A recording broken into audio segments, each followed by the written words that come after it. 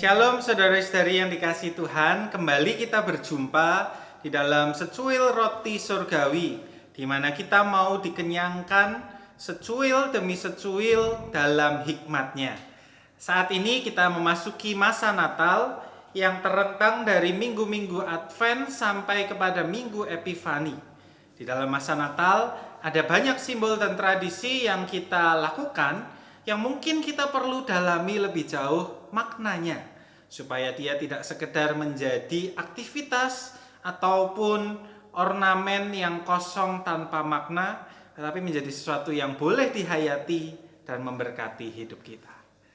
Dalam edisi kali ini kita mau bersama berbicara tentang salah satu ornamen Natal yang sangat ikonik, yaitu pohon Natal. Biasanya pohon Natal dibuat dari pohon cemara yang kemudian dihiasi dengan berbagai ornamen, warna-warni dan lampu-lampu. Ya, zaman sekarang ada macam-macam kreasi yang kemudian membuatnya dari tanaman petela, atau ada yang membuat dari kertas atau dari barang-barang bekas. Ada banyak kreasi, tetapi aslinya pohon Natal berasal dari pohon cemara. Nah, saudara, tradisi memasang pohon cemara sebagai pohon Natal kurang lebih dimulai pada abad pertengahan di Eropa, secara khusus di daerah Jerman. Ada sebuah kisah yang menarik. Ada sebuah legenda yang menceritakan bahwa Martin Luther, ketika itu Martin Luther adalah seorang pelopor, seorang tokoh reformasi besar. Waktu itu dia berjalan-jalan di hutan. Dia mencari ide, khotbah Natal mau cerita apa ya? Nah, di tengah perjalanannya dia melihat-lihat, dan dia melihat pohon-pohon cemara di situ. Kemudian ketika dia melihat ke langit, dia melihat bintang. Melihat bintang, langit bertabur bintang yang bersinar, dan dia kemudian terpukau melihat bintang yang menyoroti pohon cemara, dan dia melihat dari sela-sela pohon cemara itu cahaya-cahaya bintang yang bersinar menembus ranting-ranting pohon itu. Nah, katanya dia mengingat peristiwa itu, dan kemudian dia teringat bahwa Allah meninggalkan segala kenikmatannya, surga, bintang-bintang, meninggalkan gemerlap itu untuk hadir ke dunia. Untuk hadir ke dunia yang sederhana, menjadi seadanya untuk menyelamatkan kehidupan. Nah, karena itu kemudian ceritanya Martin Luther kemudian pulang. Ketika pulang dia kemudian menebang pohon cemara, kemudian menghiasinya dengan, zaman itu belum ada lampu elektrik, tapi menghiasinya dengan lilin-lilin untuk menangkap momen yang dia rasakan sebelumnya. Cahaya bintang yang bersinar melalui ranting-ranting pohon cemara. Nah, saudara-saudara, terlepas dari benar atau tidaknya legenda ini atau kisah ini, pohon Natal seharusnya memang menolong kita menghayati anugerah kehadiran Kristus.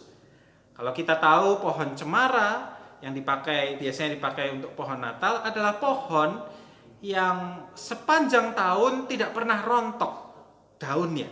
Bahkan pada musim dingin, ketika banyak tanaman lain daunnya berguguran, hanya tinggal batang-batangnya saja, pohon cemara tetap hijau. Pohon cemara tetap berdaun, lebat, dan terus segar. Nah, karena itu warna hijau pohon cemara, dan pohon cemara itu menjadi simbol untuk mewakili kehidupan, kesegaran. Nah, ini menolong kita mengingat bahwa lewat Natal, di dalam kehadiran Yesus, Allah sesungguhnya menggenapi janjinya untuk memberikan kita kehidupan yang kekal. Pohon Natal mengingatkan kita pada janji kehidupan kekal yang Tuhan berikan. Kehidupan yang akan selalu hijau, yang akan selalu segar sepanjang masa. Ya, artinya kehidupan yang kekal, kematian tidak lagi menjadi akhir, tapi hidup itu terus berlanjut, terus berjalan. Nah, saudara-saudara, di dalam merayakan Natal bersama pohon Natal, seringkali ada pertanyaan, kapan sih pohon Natal mulai kita nyalakan? Nah, salah satu jawaban yang baik adalah pohon Natal sebenarnya sebaiknya mulai dinyalakan pada hari Natal atau setidaknya malam Natal. Sebab segala gegap gempita, kemeriahan yang ditunjukkan di dalam pohon Natal itu dengan lampu-lampu yang meriah, hiasan-hiasan, sesungguhnya mau mewakili sukacita dan syukur kita yang sudah menerima hidup kekal ini. Kita mengucap syukur menyambut Allah yang sudah menghadirkan dirinya di tengah-tengah kita. Jadi ya memang momen yang tepat bukan pada masa Advent ketika kita sesungguhnya masih menanti, tetapi ketika kita masuk pada perayaan dan hari-hari Natal. Karena itu saudara-saudara, selamat menyiapkan pohon Natal. Boleh disiapkan dari sekarang. Boleh dipasang dari Advent, dipersiapkan dengan segala ornamennya, mau pohonnya besar, mau pohonnya kecil, mau ramai hiasannya, mau sederhana, ya sesuai kreasi dan selera masing-masing. Tetapi biarlah pohon Natal itu yang lebih utama lagi mengingatkan kita untuk menyiapkan diri selalu bersukacita, bersyukur menyambut Tuhan yang hadir di dalam hidup kita. Kiranya Tuhan memberkati kita semua.